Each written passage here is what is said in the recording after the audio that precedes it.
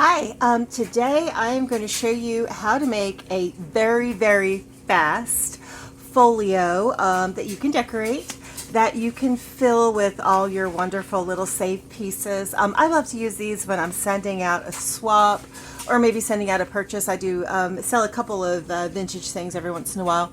That are pretty much too nice to cut up. I go ahead and sell them to collectors. So anyway, what this is made of is 2 envelopes. These are just shipping envelopes from Amazon. I'll stick a link in the thing, but pretty much shipping envelopes.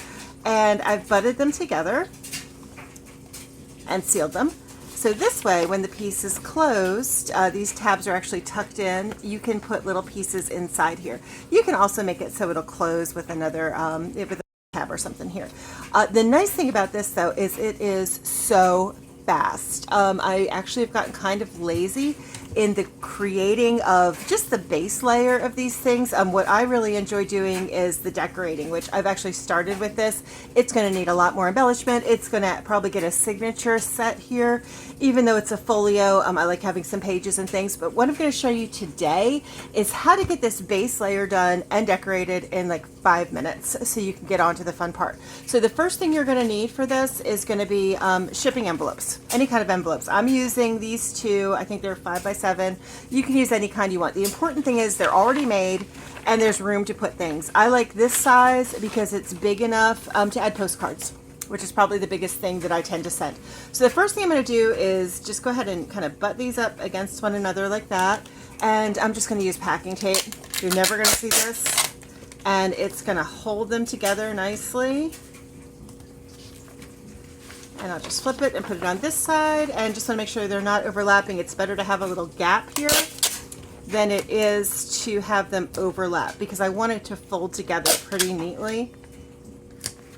So now you'll see already I can fold it like this. And so base structure is already here. Now I'm going to show you my fastest thing ever. I discovered this sticker paper. This is from Amazon, but you can get it from the office supply store. And what it is it's for labels. And you run it through your printer. If you sell on Etsy or whatever, you probably already have some. However, this use is really helpful. You want the cheap stuff for this. You don't want the good stuff that's like coated in anything. You don't want vinyl. These, I think, right now on Amazon, I just ordered a box of them, and they were maybe $12 for 100 of them. So they're pretty cheap. So anyway, what I've done is I've gone ahead and I've printed some papers right onto this sticker paper. And since it's a matte finish, I'm not getting quite the vibrancy of color that I might get with a better quality paper, but I don't really care because this is going to be just the base layer. And I've got some papers here from the Sirens set, which I'll go ahead and link in the notes. However, one of the things I really like about this piece is that it's got all these flowers and fun pinks and stuff. So I think I'm going to start with this. So again, this is so lazy. I'm going to start with whatever layer I want to put on here first. Remember these flaps, I'm likely just going to fold in, and literally I'm going to take the paper, stick it on here. Like I said, it is kind of lazy, but it does work. Right about where I want it, and it doesn't have to be perfect. You can see it sticks. Flip it over, I'm going to stick it to this side, and after each layer of paper, I'm just going to fold it and just make sure that I'm still getting that really nice fold. When I'm done, I'll go after this with a bone folder, and actually I've got a couple of really heavy Oxford dictionaries that I will put on top of this for a day or two. So just kind of get that fold in there, and then the next piece I'm going to do, again, like I said, it's very easy. I'm going to do is go ahead and maybe put some roses on this sheet. So peel it. If you want to cut it, the easiest time to cut it is going to be, look at such yourself, is going to be before you peel it off the backing. And I just want to leave a little bit of this showing here for the spine. Again, this is my base layer. So all I'm doing is just kind of putting it on here and just adding colors and things that I like. So already, you can see I've got this kind of coming together here. Oh, that fold's gonna drive me crazy. I've got it kind of coming together here where it's already starting to look less like mailing envelopes and more like a folio. So if I wanted to maybe put some additional color on here, or even white, I mean, again, why go back and paint it or work with a glue stick or something like that when I literally can just cut a piece of this and stick it on here, which is exactly what I'm gonna do. I think it probably needs something there, or eventually I'm going to cover the interior here. It really doesn't matter. Basically, we're going to cover this entire envelope with strips of paper. It takes about 4 strips of printouts to go ahead and cover the whole thing.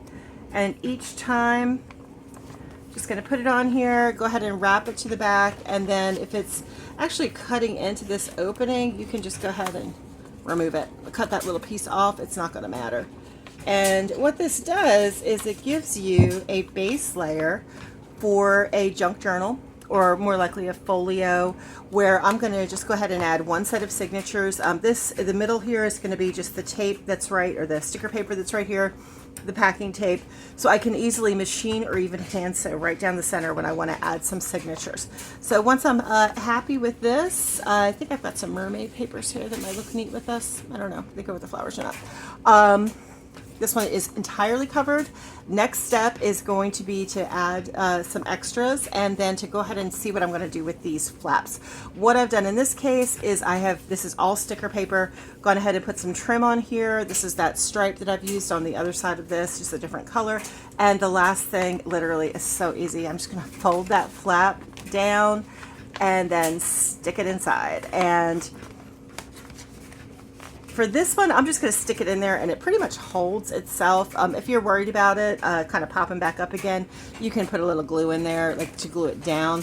You don't really have to. So this piece is now ready in about 5 minutes to be decorated. And what I'll probably do is decide which side is the cover, decide what I want to put. I guess it's going to go this way. Decide what I want to put on the inside, add a signature, and this thing is ready to go. So I would call this probably a 5-minute investment of time for each of these that you want to do.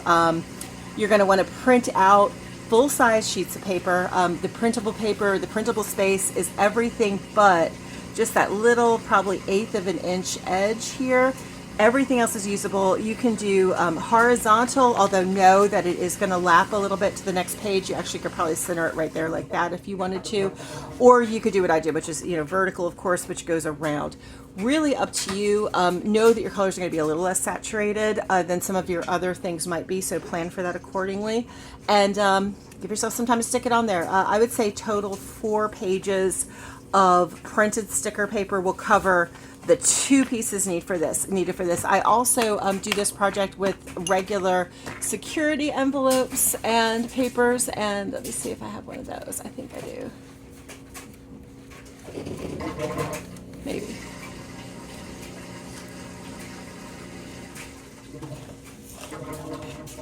Okay, that's this one. This is actually a bigger folio, and this one started out as 3 security envelopes, which you really can't tell. If you look closely, they're lined up like this. This is all sticker paper, and sticker paper. And so basically I just lined them up, stuck the paper on it, and then started decorating. And this one is not really done yet, but I'm starting to put things in it that I like, that I know I'm going to want to include in it.